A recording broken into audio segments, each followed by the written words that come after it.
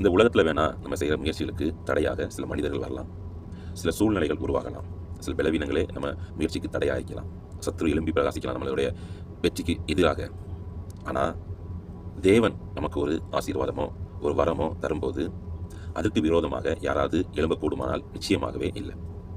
வசனம் சொல்லுது, அப்போஸ்தலர் 11:17, கர்த்தராகிய இயேசு கிறிஸ்துவை விசுவாசிக்கிற நமக்கு தேவன் வரத்தை அனுக்கிரகம் பண்ணியிருக்கிறது போல அவர்களுக்கு அந்த வரத்தையே அனுக்கிரகம் பண்ணியிருக்கும் போது தேவனை தடுக்கிறதற்கு நான் இம்மாத்திரம். தேவன் நம்பியிருக்கிற பிள்ளைகளுக்கு அனுக்கிரகம் பண்ணி சில வரங்கள் சில ஆசீர்வாதங்கள் கொடுக்கும்போது அதை யாருனாலையுமே தடுக்க முடியாது. நம்ம முயற்சியில் எடுக்கிற காரியத்தை தடுக்கக்கூடும், எந்த மனுஷனாலும் தடுத்துருவான், சூழ்நிலைகள் விளைவுகள் தடுத்துரும். ஆனால் வார்த்தையை நம்பி, வசனத்தை நம்பி, கர்த்தரை நம்பி, கர்த்தருடைய சமூகத்திலிருந்து பெற்றுக்கொண்ட ஒரு காரியம் உங்களை நோக்கி வருதுன்னு வைங்க, கர்த்தர் உங்களை ஆசீர்வதிச்சிருக்கான்னு வைங்க, அது யாருனாலையுமே தடுக்க முடியாது.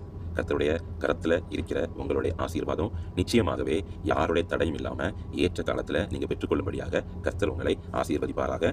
ஆமென்.